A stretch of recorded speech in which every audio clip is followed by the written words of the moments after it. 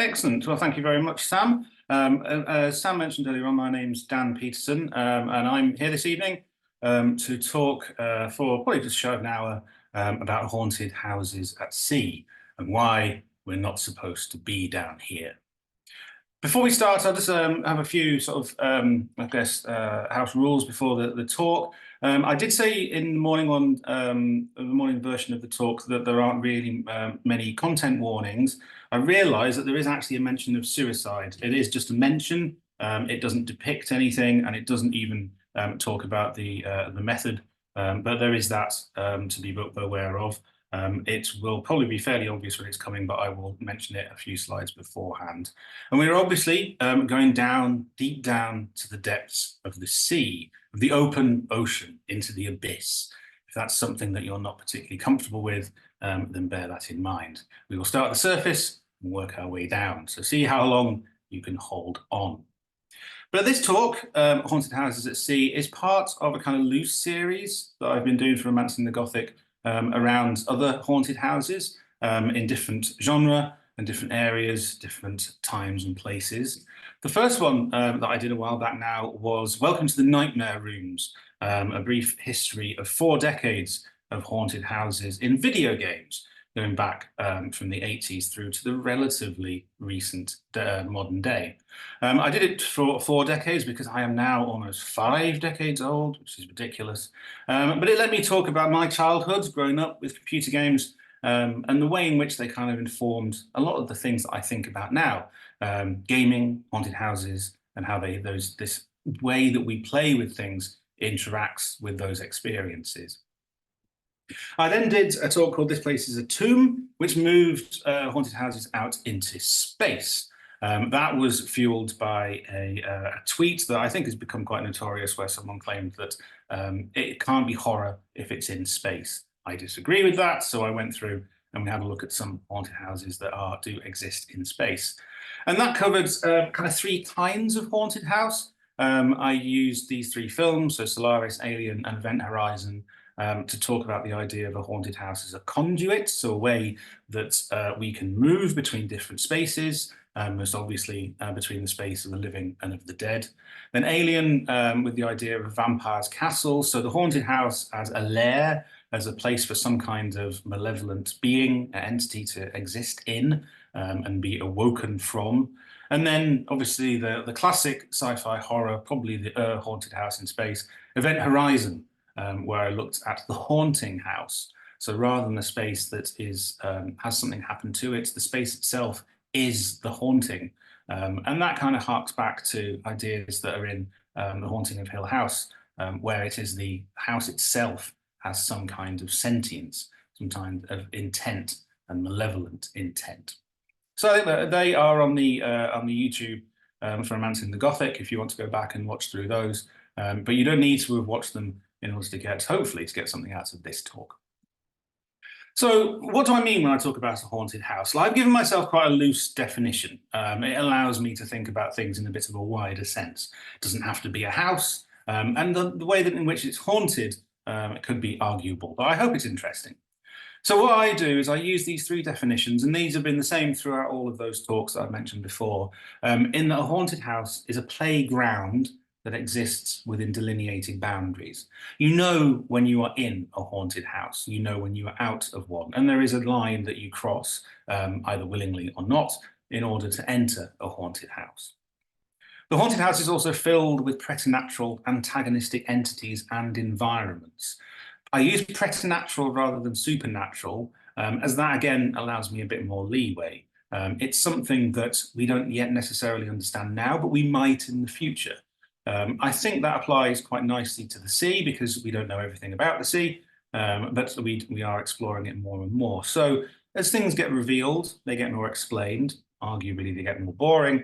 But that idea of these preternatural and antagonistic entities and environments, ghosts, and also strange places. And finally, if you're in a haunted house, you want to get out of a haunted house. So escape and/or surviving long enough to be able to escape is an end goal for the living in a haunted house. And that first definition, I've used playground hyphenated very specifically because that links back to the thought of a theorist called Johann Huizinga, who wrote a book called Homo Ludens, The Playing Man. And he uses that to talk about game theory and how play informs adult life, not just childhood life. But he uses this quite interesting phrase of the playground when he talks and states that all play moves and has its being within a playground marked off beforehand, either materially or ideally, deliberately or as a matter of course. They are forbidden spots, isolated, hedged around, hallowed, and within which special rules obtain. All are temporary worlds within the ordinary world, dedicated to the performance of an act apart. And Huizinga here is talking largely about playgrounds, about spaces in which play happens, football pitches, cricket fields, any other kind of area where play happens, even down to the made-up games of children. But I like, specifically for this talk, this idea that a playground is a forbidden spot within which special rules obtain.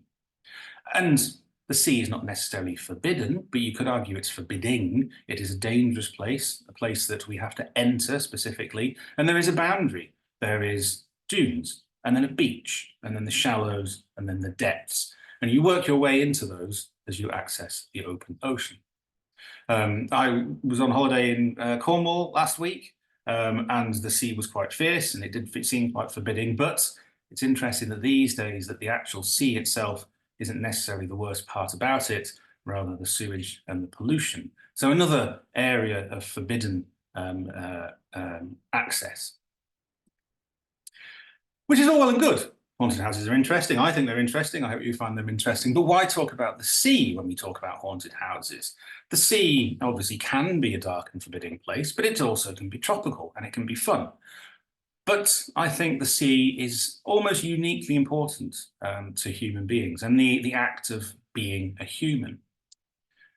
If we go back to what you might think of as core texts, Bible is possibly a core text. The very start of the Christian Bible talks about how the Spirit of God moved upon the face of the waters. This is even before God creates light. And you could argue that waters is a metaphor, but it is water, an ocean, being used as a metaphor for the beginning of things. Obviously, other creation myths are available.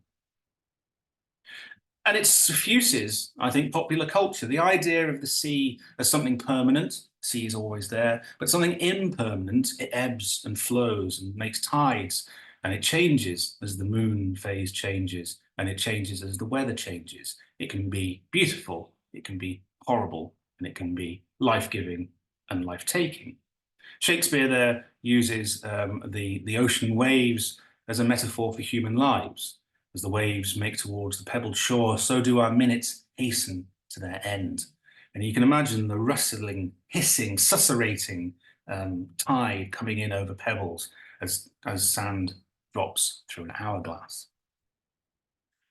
And perhaps less highbrow, but I don't think less important, in other popular culture, things like Dungeons and Dragons, we have the sea is repeated in its influence. In Dungeons and Dragons, specifically in the Forgotten Realms setting, you have the goddess Umberlee, the bitch queen of the open ocean.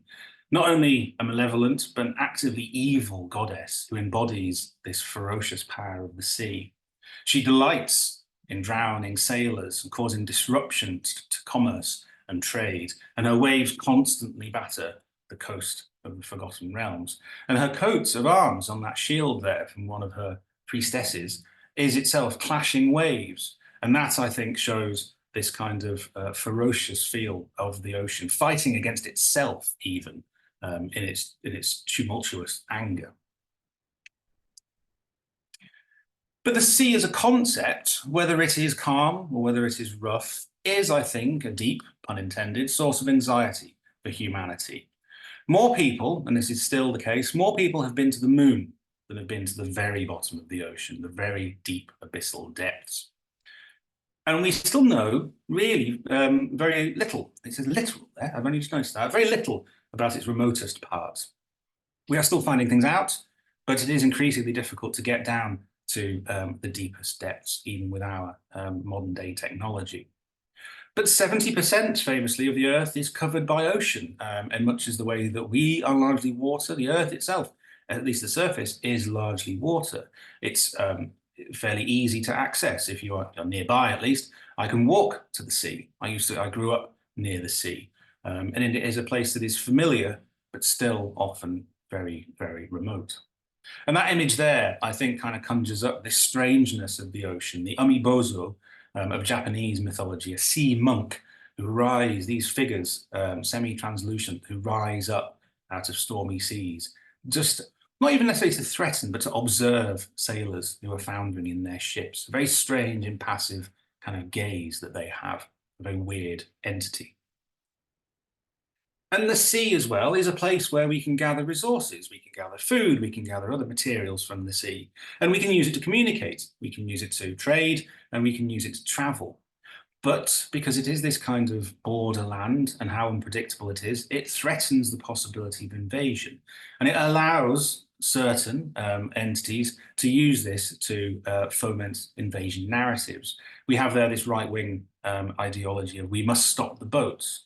It doesn't mention immigrants. It doesn't mention the people who are involved, risking their lives to try and find a better life. It talks about the boat. It talks about the method of travel.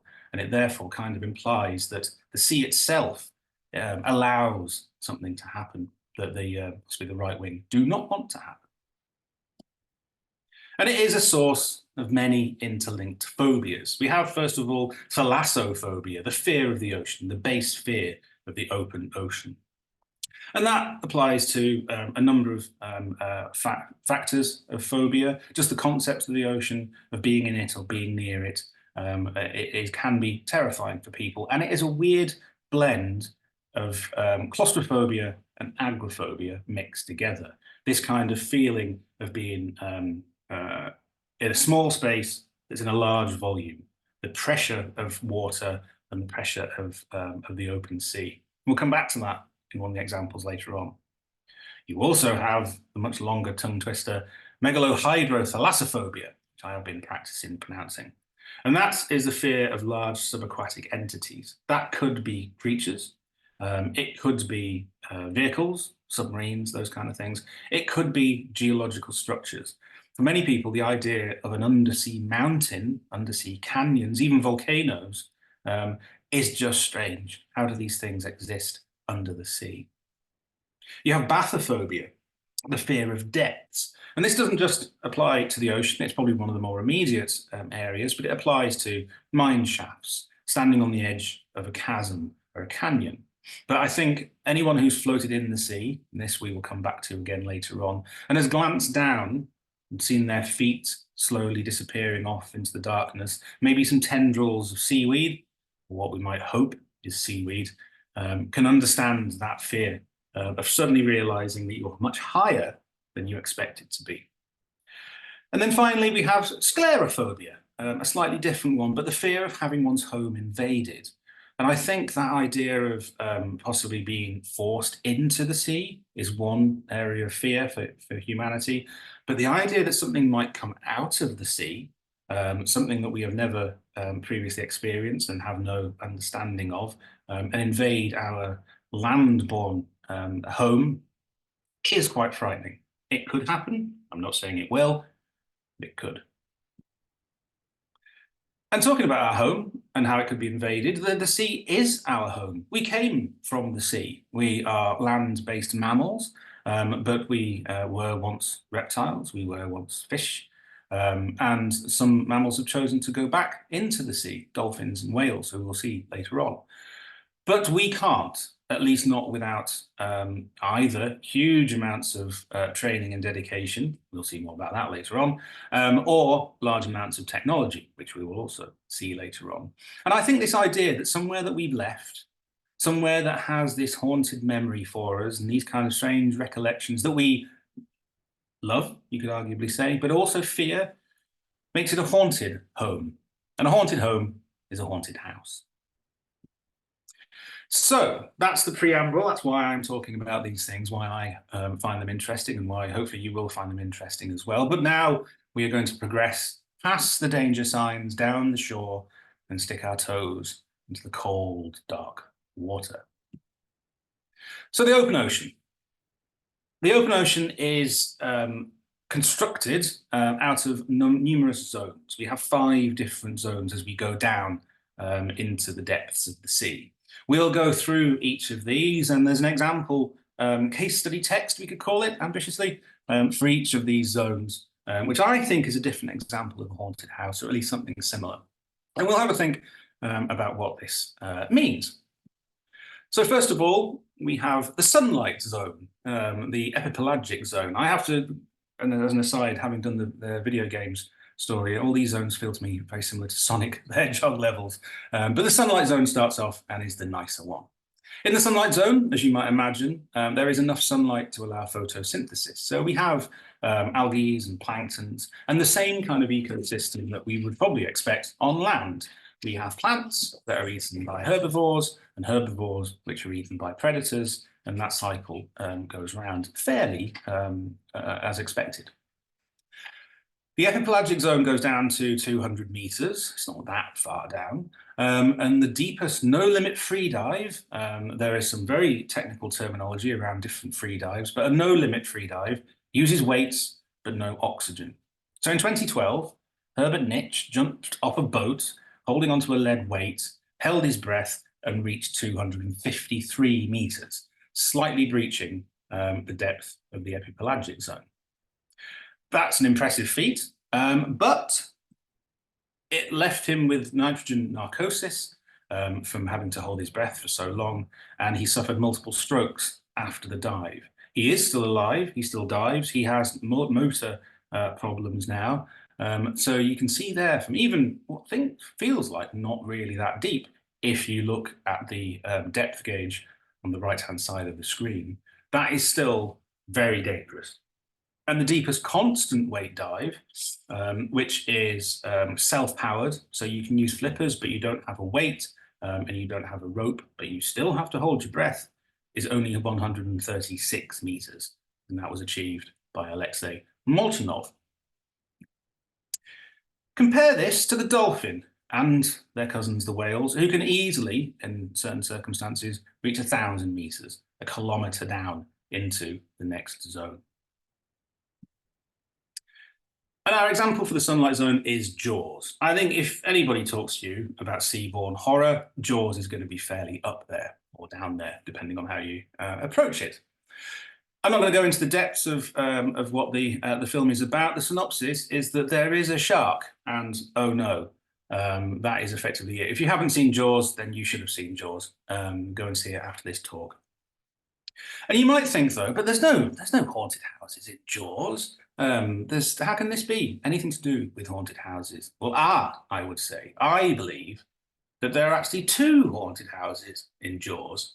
There is the town of Amity, overseen by Chief Brody, shown there, played by Roy Scheider. And then there is the Orca in the second part of the film, when the trio of Brody, Hooper, and Quint go out to hunt down the shark. The Orca is a nice boat, but it is a small boat, especially when you see it out on the open ocean.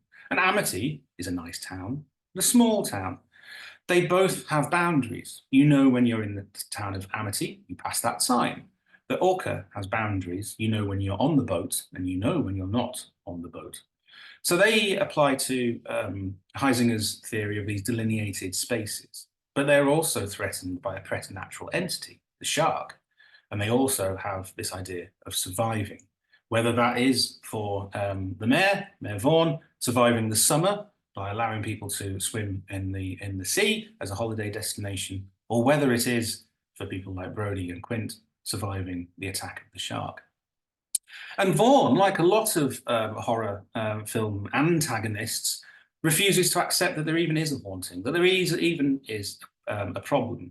And you can read the film that he is well-meaning, if a bit gormless, in that he wants the town to do well, or he can be more scheming. You can't see there, but on the open door of his car, it reveals that he, as well as mayor, is a real estate agent. He wants to let summer houses to visitors coming to Amity, and they won't come if they can't use the beach, and they won't pay their rent if they're eaten by a shark. But one of the more interesting characters in the film, I think, is Quint, played by Robert Shaw.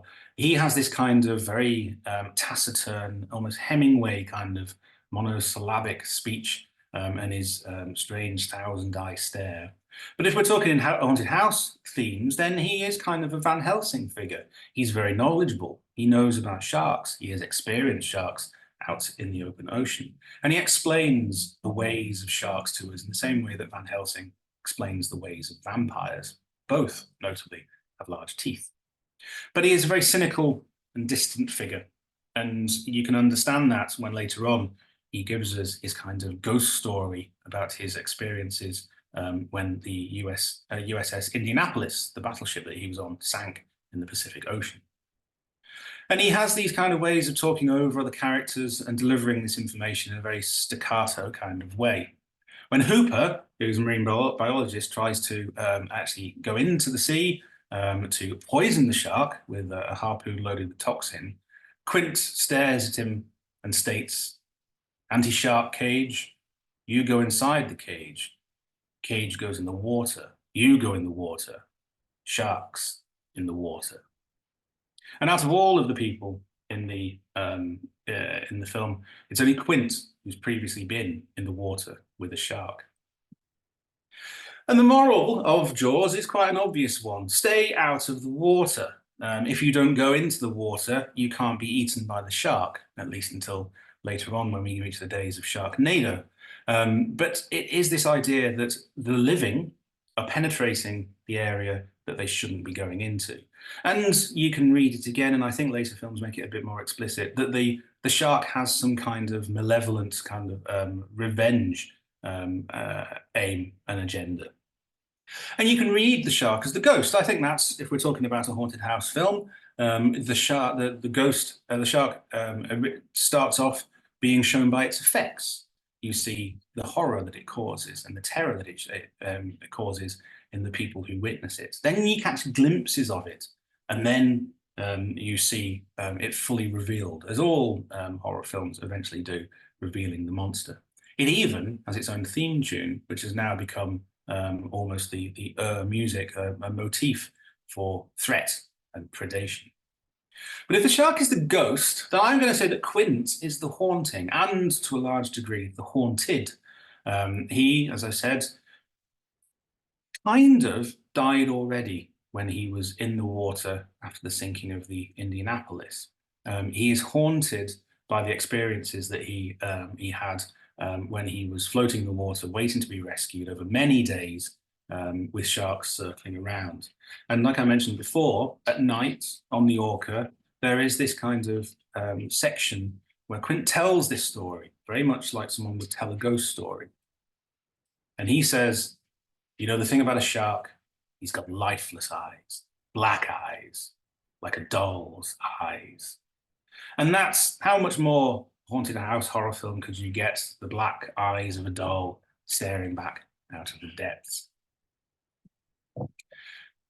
After the sunlight zone, inevitably we move to the twilight zone, the mesopelagic zone. Light does reach here, but not enough to allow photosynthesis to happen. We are getting colder and the water is getting stiller. There is, however, quite a large amount of life in this area. There are still fish and other creatures, and they sometimes will ascend to the epipelagic zone to feed under the cover of night. And what better to rise up out of the darkness of the night to feed on its prey than the vampire squid, Vampiroteuthis infernalis, who cruises along through the depths.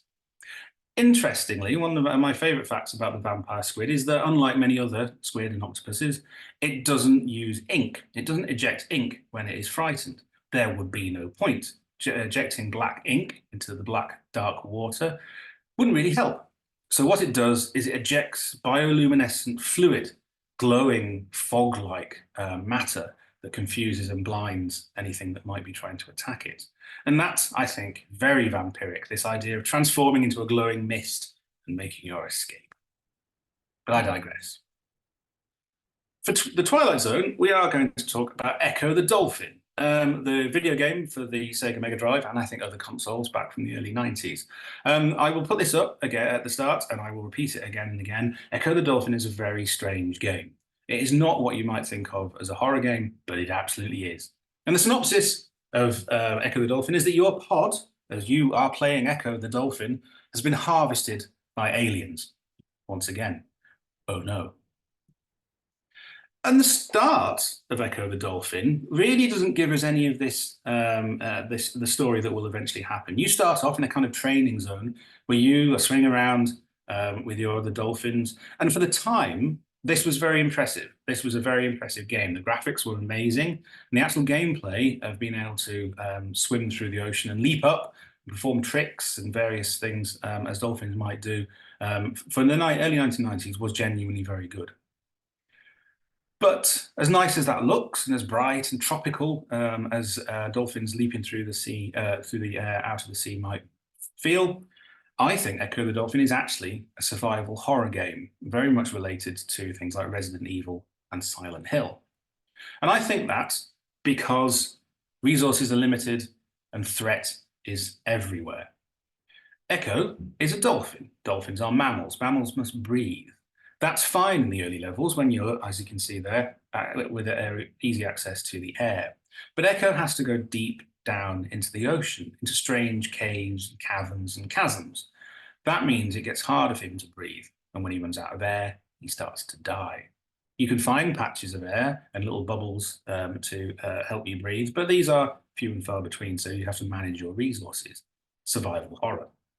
Echo also can use his sonic echolocation burst to stun small enemies, jellyfish and crabs and things like that. But it is useless against the larger foes like sharks and giant octopuses. Again, we can see that in Resident Evil, things and other survival horrors, where sometimes your weapons simply do not work. Again, I'll repeat, Echo the Dolphin is a very strange game. Echo meets strange characters as he goes through his explorations. He meets an ancient blue whale, who then points him in the direction of a sentient string of DNA. It is a very, very strange game. I will repeat this. And then this sentient string of DNA advises him to go down into the depths of Atlantis in the bottom of the sea, where he can use a time machine to travel back through time and gain the skills that he needs to face the Vortex, the alien race who at the start of the game harvested his pod and all the other sea life out of the sea because their own planet has been denuded of life. When I said at the start that the surface impressions do not show how much of a horrifying game this is, hopefully this picture of what Echo has to face will prove me right. So this is, again, kind of an invasion narrative. Jaws talks about what happens when we go out into the sea. You could argue that the way that Quint's ship was being used to transport nuclear weapons, is it thinking about how humans kind of corrupt the natural world with their technology and what happens when we go too far and how ecology can fight back? Echo's world is invaded. An alien, literally an alien force, comes down and abducts his family. He has to then go out into this haunted house filled with threats and perils and return unharmed. Hopefully, if you succeed in playing the game, returning also with his family. After the Twilight Zone is the Midnight Zone, the bathypelagic zone. We are now down very far under the sea. The wreck of the Titanic sits in the bathypelagic zone, almost right at the bottom. That's almost 4 kilometers down. And it is the largest ecosystem on the planet. It's a huge volume of water. And even here, where it is cold and dark all the time, life still prevails. But, slightly annoyingly for me, there isn't a lot of media about it. We've got a picture there of the fangtooth, which is also known as the ogre fish, which is one of the life forms that live here. So there is life, but there isn't a lot of films or games or stories set in the bathypelagic zone. So what I'm going to do is have a little diversion, a little story of a time a few years ago, back in 2004, when Kat and I, my wife, we went to New Zealand for a holiday. And we went to Kaikoura, the small town of Kaikoura on the South Island. Kaikoura is a lovely little town, sits in a bay where you can go and see dolphins.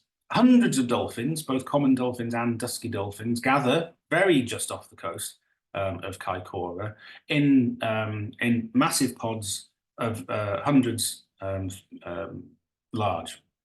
And you can see them jumping around in the water and exploring and playing around. You can, as you see there, get a boat out to watch the dolphins in the sea, and you can see them playing around.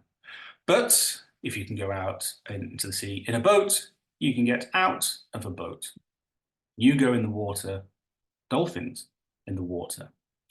You can jump out of one of the tour boats, geared up in suits and with snorkel, and basically float around until the dolphins come and see what you are and what you're doing and why you suddenly jumped into the water. They are very friendly. They're very playful.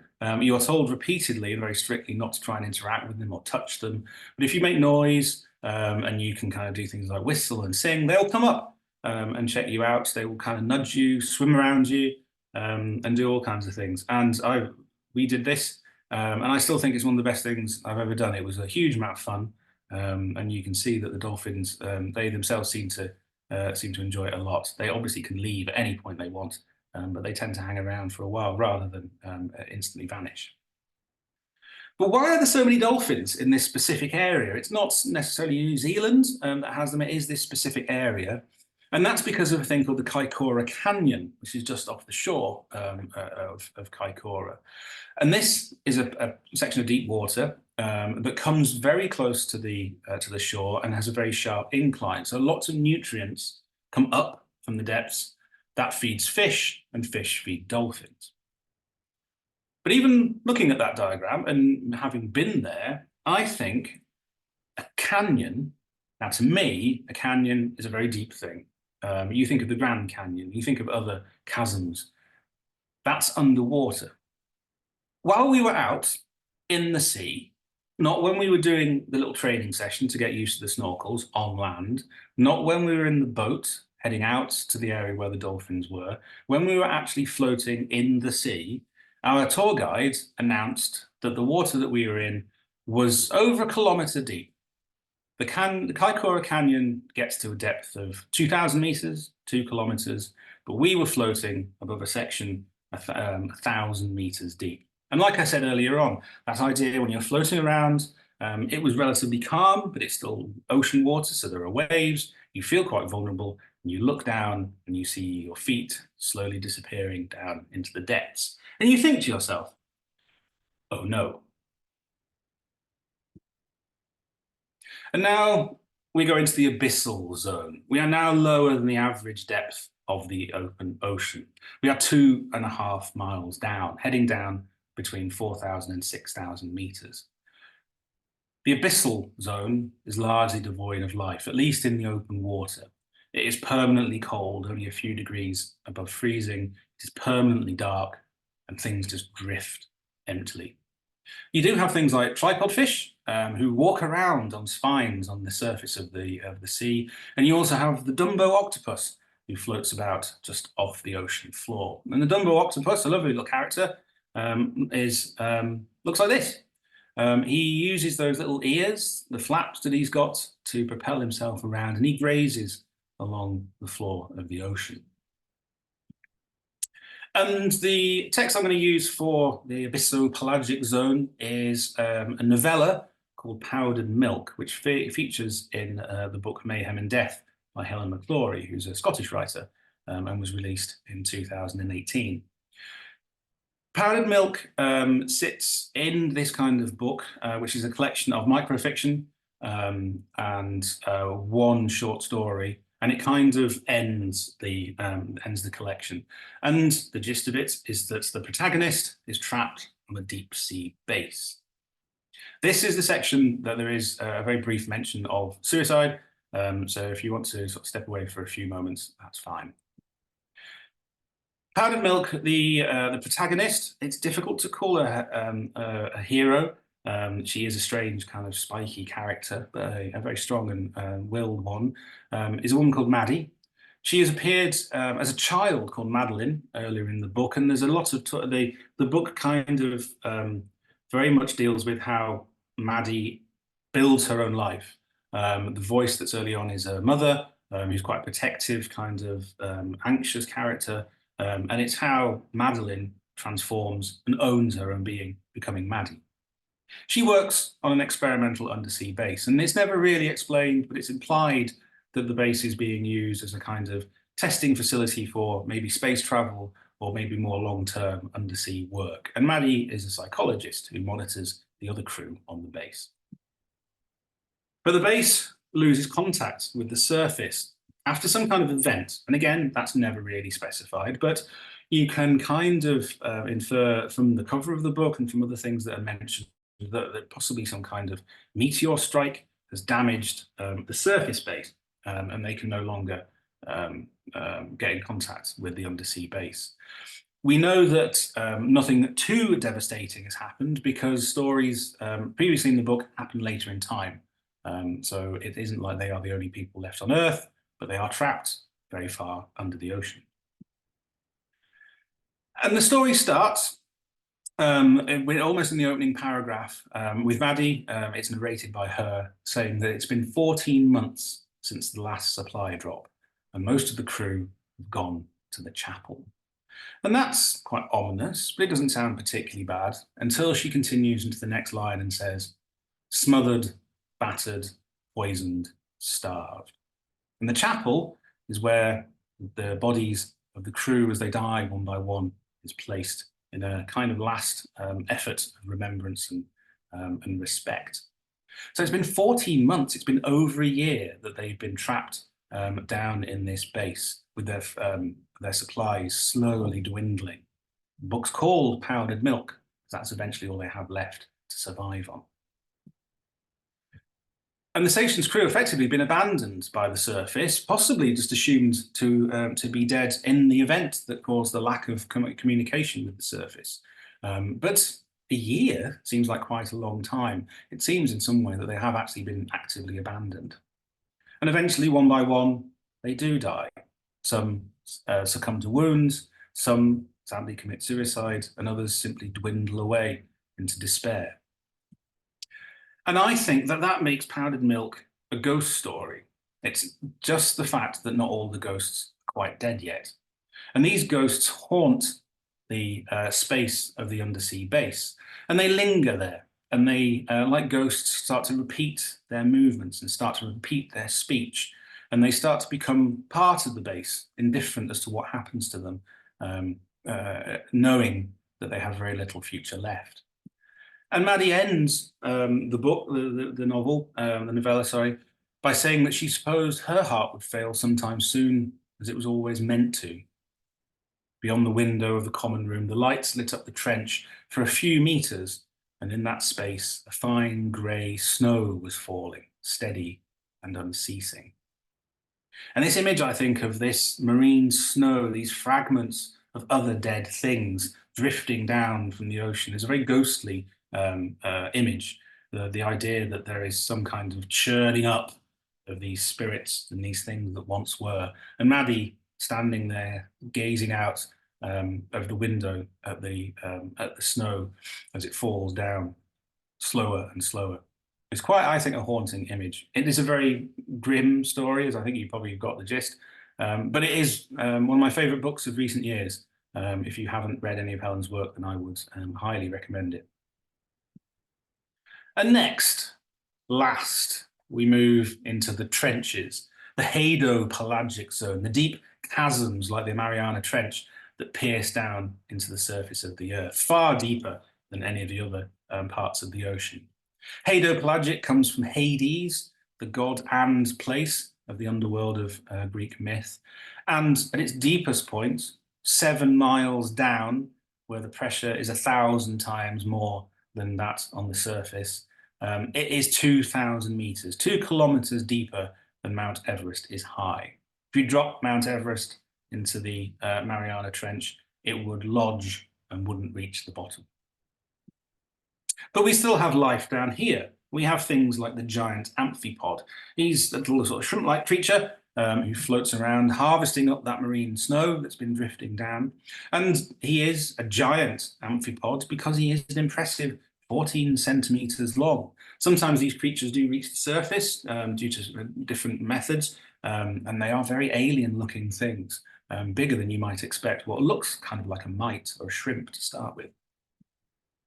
And this last text that I'm going to use is Underwater, a film from a few years ago. And similar to Powdered Milk, the synopsis is that you are trapped on an even deeper sea base, which is exploding. Oh no. And we see in Underwater, it follows the protagonist Nora, played by Kristen Stewart. She starts at the start of the film, she's starting a shift. She's brushing her teeth and getting ready to go out onto her shift as an engineer on the Kepler 822 deep sea mining platform. There are ominous creaks, as I imagine there are always ominous creaks on places like this, but Nora notices water dripping from the ceiling. And if you are 7 miles down and water is dripping in, that is not good. And it's very not good because this leads very rapidly to a full structural failure of the base and a catastrophic decompression. There are a number of scenes of corridors and rooms collapsing in, buckled like a crushed can of Coke. And that leads effectively to the remaining crew fleeing, going back to that idea that one of the end goals of a haunted house is to survive, to escape. But they are, as I repeat, 7 miles down. Where can you flee to? Well, across the ocean floor. They have to get out of the base wearing very high-tech suits, protective suits, pressurized suits. But as we soon come to know, as they move slowly, ponderously across the ocean floor, they are not alone. It is, after all, a horror film. And I think Underwater, for all of it is, it's a kind of creature feature disaster movie. It has slight vibes of Alien with this clunky, very workmanlike technology. It obviously links back to films like The Abyss and other things like that, but it looks very much at human fragility and human frailty. We think of ourselves as the pinnacle, largely, of animals in a way. We have our tools, we have our languages, we have our civilizations, but they only function in what is really a very small sliver of possible biomes on Earth. When we move out of our comfortable surface area, we become very frail very quickly. Our tools start to break. We can't use our languages anymore. Sometimes community breaks down through fear. And again, going back to that idea of an antagonistic environment, a haunting house, the environment this far down is not only dangerous, you make a mistake, that is it.